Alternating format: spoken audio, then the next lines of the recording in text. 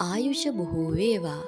අද විශ්ම සංචාරයේ නවාතැන පර්සියාව නොහොත් ඉරානයයි. ඉරානය නිල වශයෙන් ඉරාන ඉස්ලාමීය ජනරජය සහ පර්සියාව ලෙසද හැඳින්වෙන අතර එය බටහිර ආසියාවේ රටක් ලෙස හඳුන්වන්නට පුළුවන්. එය බටහිරින් ඉරාකය, වයඹ දෙසින් තුර්කිය, අසර්බජානය සහ ආමේනියාව, උතුරින් කැස්පියන් මුහුද, ඊසාන දෙසින් ටර්ක්මෙනිස්තානය, නැගෙනහිරින් ඇෆ්ගනිස්තානය, ගිනිකොන දෙසින් පාකිස්තානය, දකුණින් ඕමාන් බොක්ක සහ පර්සියානු බොක්ක මායිම් කරයි. මිලියන 92කට අධික ජනගහනයක් සිටින ඉරානය භූගෝලීය ප්‍රමාණයෙන් සහ ජනගහනයෙන් ගෝලීය වශයෙන් 17 වන ස්ථානයේ සිටින අතර ආසියාවේ 6 වන විශාලතම රට වෙනවා. එය පළාත් 31කින් යුක්ත කලාප 5කට බෙදා තිබෙනවා. ටෙහෙරාන් යනු ජාතියේ අගනුවර වන අතර විශාලතම නගරය සහ මූල්‍ය මධ්‍යස්ථානයද වෙනවා. බොහෝ රජවරුන් අතර බලය බෙදී ගිය ඉරානයේ ස්වර්ණමය යුගයේ ලෙස ක්‍රිස්තු වර්ෂ 3 වන සියවසේදී පාර්තියවරුන්ගෙන් පසු සසානියානු අධිරාජ්‍ය බලයට පත් වූ අතර එය ඉරාන ශිෂ්ටාචාරයේ ඉතිහාසයේ ස්වර්ණමය යුගයක් පාලනය කළ කාලයයි. මෙම කාල පරිච්ඡේදය තුළ පුරාණ ඉරානයේ ලිවීම, කෘෂිකර්මය, නාගරිකකරණය, ආගම සහ පරිපාලනය යන මුල්ම වර්ධනයන් කිහිපයක් සිදුවිය. ඉරානය ක්‍රිස්තු වර්ෂ 7 වන සියවසේ මුස්ලිම් ආක්‍රමණයෙන් පසු ඉස්ලාමීකරණයට ලක්විය. සාහිත්‍ය, දර්ශනය, ගණිතය, වෛද්‍ය විද්‍යාව, තාරකා විද්‍යාව සහ කලාව යන ක්ෂේත්‍රවල නවෝත්පාදනයන් ඉස්ලාමීය ස්වර්ණමය යුගය සහ ඉරාන මුස්ලිම් රාජවංශ අරාබි පාලනය අවසන් කර පර්සියානු භාෂාව පුනර්ජීවනය කළ කාල පරිච්ඡේදය වෙනවා. තෙල් කර්මාන්තය ජනසතු කිරීමට මොහොමඩ් මොසාඩ්ඩෙක් ගත් උත්සාහයක් 1953 දී ඇන්ග්ලෝ ඇමරිකානු කුමන්ත්‍රණයට හේතු විය. 1979 දී ඉරාන විප්ලවය රාජාණ්ඩුව පෙරළා දැමූ අතර ඉරාන ඉස්ලාමීය ජනරජය රටේ පළමු උත්තරීතර නායකයා වූ රොහොල්ලා කොමීනි විසින් පිහිටුවන ලදී. ඉරාන රජය යනු එක් රැස්වීමේ නිදහස, ප්‍රකාශනය සහ මාධ්‍ය සීමා කිරීම මෙන්ම කාන්තාවන්ට වාර්ගික සුළුතරයන්ට සහ දේශපාලන විරුද්ධවාදීන්ට සැලකීම ඇතුළු දුර්වල මානව හිමිකම් වාර්තාව හේතුවෙන් ජාත්‍යන්තරව පුරුල් ලෙස විවේචනයට ලක්ව ඇති ඒකාධිපති පාලන තන්ත්‍රයකි. ඉරානය ප්‍රධාන අංශවල සැලකිය යුතු රාජ්‍ය හිමිකාරීත්වයක් සහිත මධ්‍යම සැලසුම් කළ ආර්ථිකයක් පවත්වාගෙන එහි විශාල පොසිල ඉන්ධන සංචිත, ලෝකයේ දෙවන විශාලතම ස්වභාවික වායු සැපයුම සහ තුන්වන විශාලතම ඔප්පු කළ හැකි තෙල් සංචිත ඇතුළුව එහි භූ දේශපාලනික වශයෙන් වැදගත් පිහිටීම සහ ෂියා ඉස්ලාමයේ ලෝකයේ කේන්ද්‍රස්ථානය ලෙස එහි භූමිකාව හේතුවෙන් එය මධ්‍යම බලවතකි. ඉරානය යනු වඩාත් පරීක්ෂාවට ලක් කරන ලද න්‍යෂ්ටික වැඩසටහන් වලින් එකක් සහිත රාජ්‍යයක් වන අතර එය තනිකරම සිවිල් අරමුණ සඳහා බව කියා සිටී. කෙසේ වෙතත් න්‍යෂ්ටික අවිනිෂ්පාදනය නිරීක්ෂණය කිරීමේ කාර්ය පැවරී ඇත්තේ එක්සත් ජාතීන්ගේ ආයතනයක් වන ජාත්‍යන්තර පරමාණුක බලශක්ති ඒජන්සියටයි. ඉරානය එහි ආරක්ෂක බැඳීම්වලට අනුකූල නොවන බව අවස්ථා දෙකකදී සොයාගෙන ඇත. ස්වභාවික ශාකවලින් වැසී ඇති භූමිය යුරෝපය මෙන් 4 ගුණයකි. ජෛව විවිධත්වය සහ වනජීවීන් ආරක්ෂා කිරීම සඳහා ආරක්ෂිත ප්‍රදේශ 200කට වඩා ඇති අතර ඉන් 30කට වඩා ජාතික වනෝද්‍යාන වේ. වාර්ෂික වර්ෂාපතනය මිලිමීටර 135 සිට 355 දක්වා පරාසයක පවතී. 2019 දී මිලියන 9කට ආසන්න විදේශීය සංචාරකීන් සංඛ්‍යාවක් ඉරානය කරා ළඟා වූ අතර එය 3 වන වේගයෙන්ම වර්ධනය වන සංචාරක ගමනාන්තය විය. අගනුවරට යාබදව වඩාත් ජනප්‍රිය සංචාරක ගමනාන්තයක් වන්නේ ඉස්ෆහාන් සහ ශිරාත් සහ මෂාඩ්ය.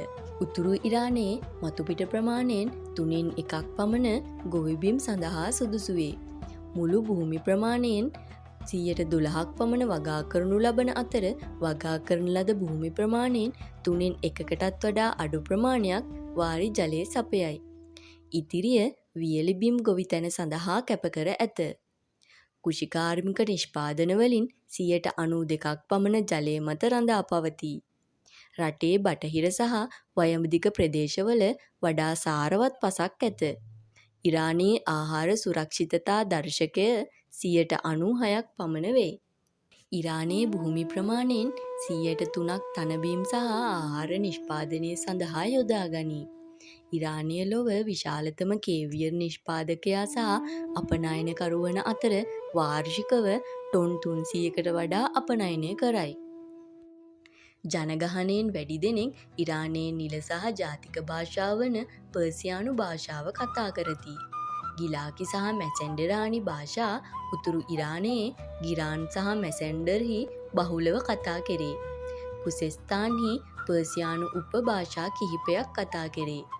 ඉරානයේ වැඩිපුරම කතා කරන සුළුතර භාෂාව වන අසර්බජානි සහ අනිකුත් තුර්කි භාෂා උපභාෂා විවිධ කලාපවල විශේෂයෙන් අසර්බජානයේද දක්නට ලැබේ.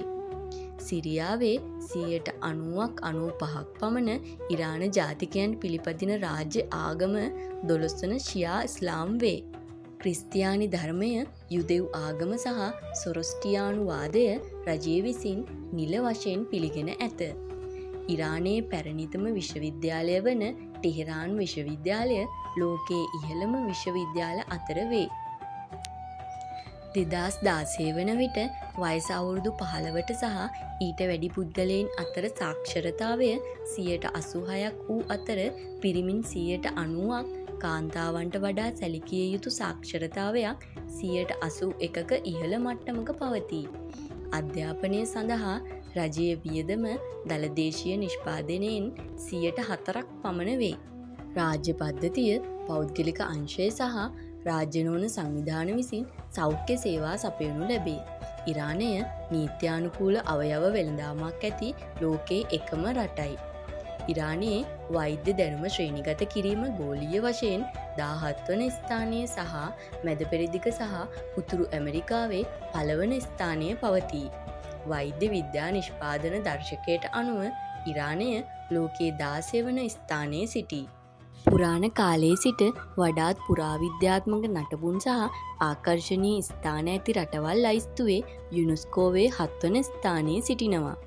ඉරානයේ පොහොසත් සංස්කෘතික සහ ඉතිහාසයේ එහි ලෝක උරුම ස්ථාන 29ක් මගින් පිළිබිඹු වන අතර මැද පෙරදිග පළවන ස්ථානයේ සහ ලෝකයේ 10 වන ස්ථානයේ ලබාගෙන තිබෙනවා. ඉරානයේ ප්‍රකාශයට පත් කරනු ලබන බොහෝ පුවත්පත් රටේ නිල ජාතික භාෂාව වන පර්සියානු භාෂාවෙන් නිකුත් වෙනවා.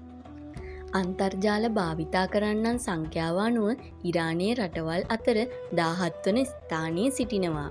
ඉන්ස්ට්‍රග්‍රෑම් වඩාත් ජනප්‍රිය මාර්ගගත සමාජ ජාල සේවාව වන අතර 2009 සිට ෆේස්බුක් ඇතුළු ලොව පුරා ප්‍රධාන ධාරාවේ වෙබ් අඩවි රැසකට ඍජු ප්‍රවේශය ඉරානය අවහිර කර තිබෙනවා.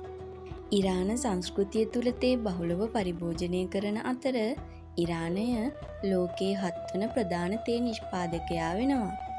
පාපන්දු ක්‍රීඩාව වඩාත් ජනප්‍රිය ක්‍රීඩාව වන අතර පිරිමි ජාතික කණ්ඩායම 3 වතාවක් ආසියානු කුසලානය දිනාගෙන තිබෙනවා. පිරිමි ජාතික කණ්ඩායම 2025 අප්‍රේල් වන විට ආසියාවේ දෙවන ස්ථානයේ සහ ෆිෆා ලෝක ශ්‍රේණිගත කිරීම් වල 18 වන ස්ථානයේ සිටිනවා. වොලිබෝල් දෙවන ජනප්‍රියම ක්‍රීඩාව වෙනවා. මෙවැනි සුන්දර රටක සංචාරය කරන්න ඔබටත් දවසක හැකිවේවා කියා මා ප්‍රාර්ථනා කරනවා. ඊළඟ වීඩියෝව තුළින් ඔබට ඉරානයේ ආර්ථිකය, දේශපාලනය සහ යුද ශක්තිය පිළිබඳව ගෙන එනවා. මෙවැනි වටිනා වීඩියෝ නැරඹීමට විශ්ව සංචාරය YouTube චැනලය සබ්ස්ක්‍රයිබ් කරන්න.